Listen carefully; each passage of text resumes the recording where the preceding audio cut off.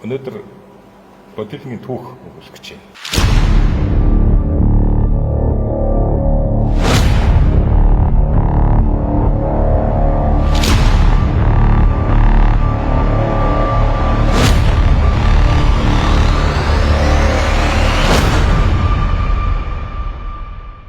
Энэ анхдагч бодитын холбоо маань хэдэн онд анх яаж байгуулагдсан? Тэгээд одоо анхны удирдах зүйл ямар хүмүүс байсан. Тэгээд яг олон улсын аль холбоонд нь аль ёсоор нисэж ирсэн. Энэ талаараа бас хүүхдүүд гэсэн үйл зүйтэй байна. За нэвтрүүлэгтээ урьж оролцуулсанд баярлалаа. Монголын бодибилдинг фитнесийн холбоо 1990 онд анх байгуулагдсан. Анх байгуулагдахдаа одоо энэ журмын нөхдүүд хөндий гөргөлтийн шгшээвагийн туслах тасгалжуулагч байсан Бадамжив гэж хүн байсан. Хар ирүүс клубын захирал байсан. Тэр хүн за тэгээ гимтлийн эмч зориг. За тэгээд жаргал сайхан гэж одоо офицер байсан. За тэгээд хүч нийгэмлэгийн штангийн тасгалжуулагч Батчулуун.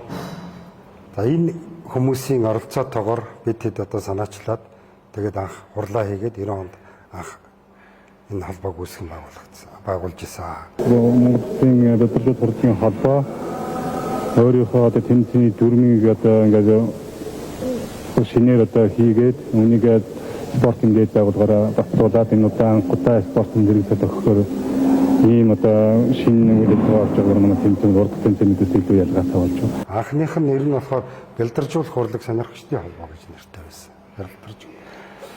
За тэгээд 1993 оны дэлхийн аварга шалгаруулах тэмцээн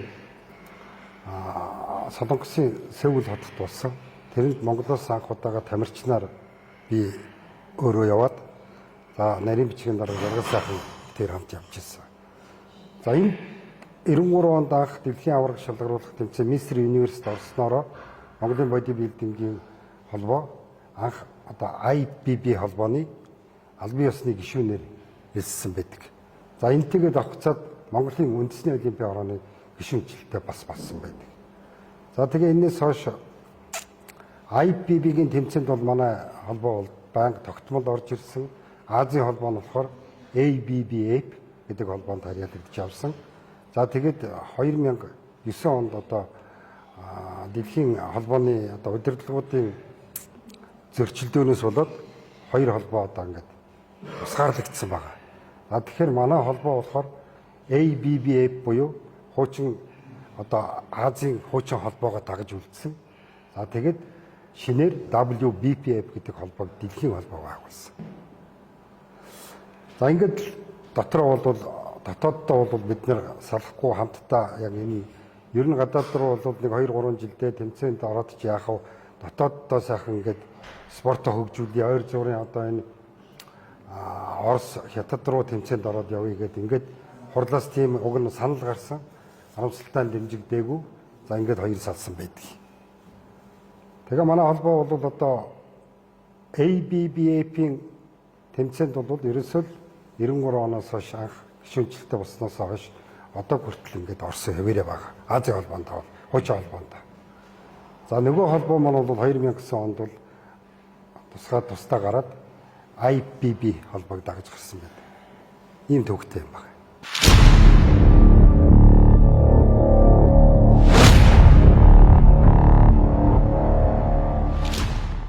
Спортын хуваагдал бас таны ярианаас анзаарах ингээд олон улстай ингээд 2-3 холбоо байх нь бас энэ дотоодын үндэсний адил төсний нэртэй холбоотой талсууд бас ингээд жоохон юу өгөөд амжиг сэтлээ өгөөд амжиг санагдаж байна.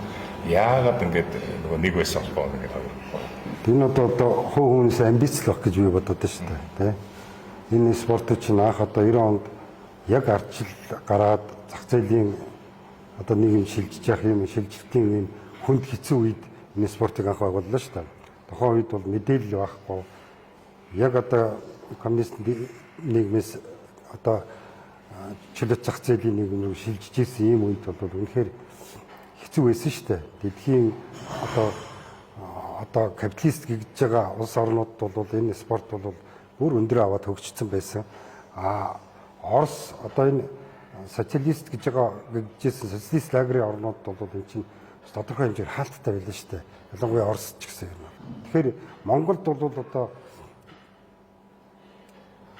ийм цөөхөн хүн амтай юм улс оронд бол 3-4 холбоо байх ямар шаардлага байхгүй. Нол ерөөсөө нэг холбоо байгаад тэр гадааддаа бол одоо 2 холбоонд тэмцээнд найд айлтанд нь ороод явж болохгүй юм байхгүй шүү дээ. Урд нь одоотор нарийн бичгийн дарга багтаа манай одоо өмнөөс нарийн бичгийн дарга хэд удаа санал хөргүүлсэн шүү дээ. Нэгдий гэсэн. Албан бичгээр тэгэд болдгоо. Тэгээ хамгийн одоо сүүлд бүр Монгол улсын ерөнхийлөгч хөрс сүхтээр хүртэл орсон шүү дээ. Нэгдлийн талаар ярьж. Яг одоо үндэсний бүх Саксан бөмбөгийн холбоодууд бол бас орж исэн тал бий тийм ээ. Тэгээд эдгээр бол ингээ нэгдээд явсан. Одоо ерөнхийлөгч хүртэл үүрэг өгсөн шүү дээ. Танай холбоод нэгдээрээ гэдэг. Тэгээ нэгддэггүй. Тийм байдалтай л байна.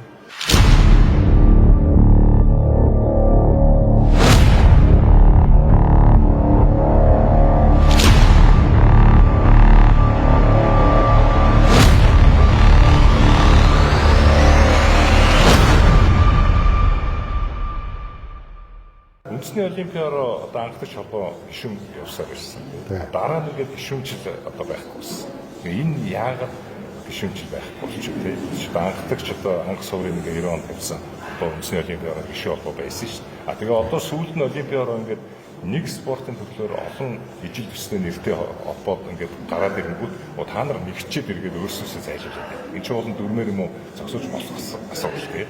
Энэ дээр гасаргалгаа та юу гэж байна? Олимпийн хорооны гишүүнээр бол би нэлээд олон жил ажилласан шүү дээ. Тамира мэдэх баг тийм ээ.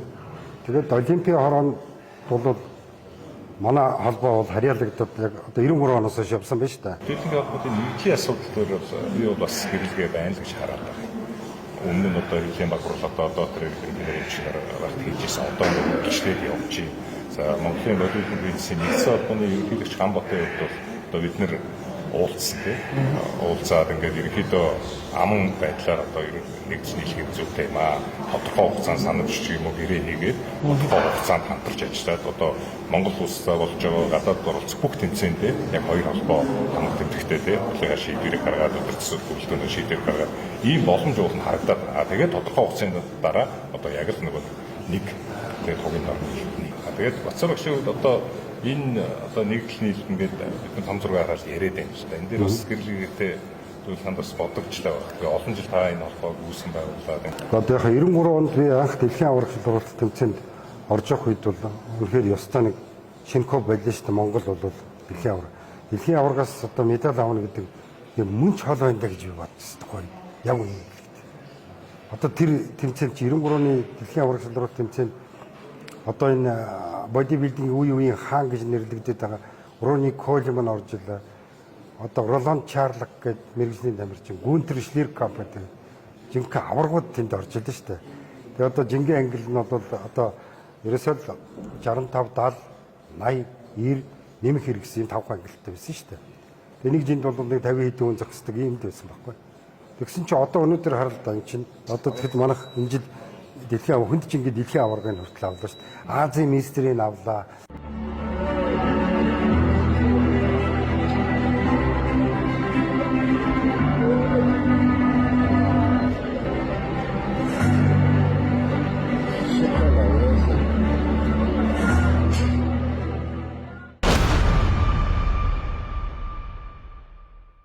Тэгэд нэг юм байгаа юм. Жишээлбэл IPB гэдэг бол дэлхийн хамгийн том холбоо. Энэ бол одоо манай одоо энэ харьяалагдж байгаа энэ холбооноос бол хамаагүй илүү гэж ингэж яриад байна шүү дээ. Тэгэхээр эний чинь бол нийт одоо ард түмэн сайн ойлгохгүй шүү дээ тэр чинь. Тэгэхээр IPB гэдэг чинь бол хамгийн том тэмцээн нь болохоор Мистер Олимп. За тэгээ Арнольд Классик гэдэг хоёр том тэмцээн байгаа шүү дээ. Одоо ноён оргил. Тэгэхээр чинь тэр Мистер Олимп гэдэг тэмцээнд нь очиод манайхан ч медаль аваад байгаа байхгүй. Аматер ангилд нь очиод төрүүлээд тэгээд бүр тэрч бүхэл одоо эрэгтэй эмэгтэй хоёр тамирчин Мистер Олимпийн мэрэгжлийн ангилд нь хоёр тамирчин гэдэг эрхээ авчиж байгаа байхгүй. Аз хүмүүс тэндээс бас эрхээ авахд хэцүү байдаг байхгүй. Тэгэхээр чинь IPB чинь болохоор Pro League нөгөөх нь болохоор Elite Pro гэдэг байгаа байхгүй. Тэгэхээр чи бид нар чи IFBB-гийн Про лигд нь харьяалагдаад яваад байгаа шүү дээ. Тэрийг хүмүүс сайн ойлгохгүй байгаа.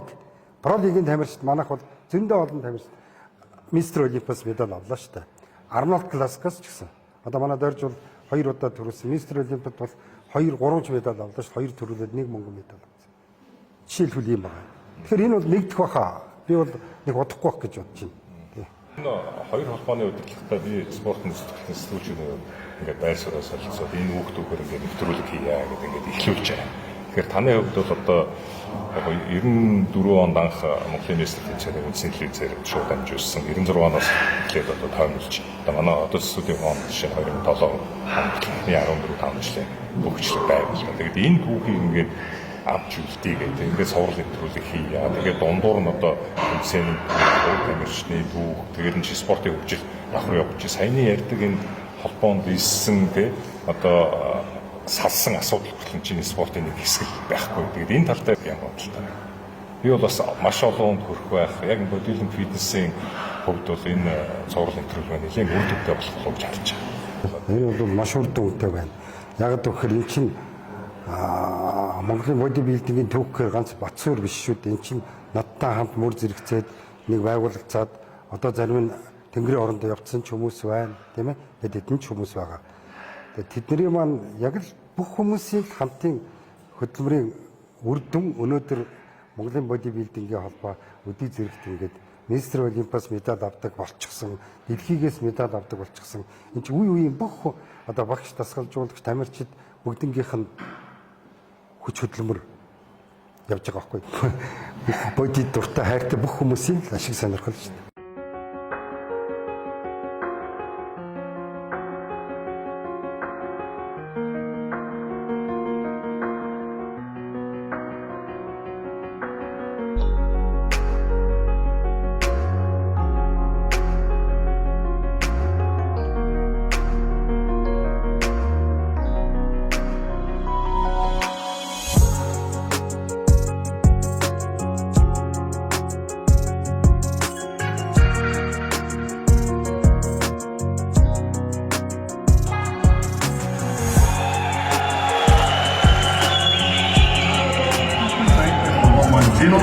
Kemba ang tagpo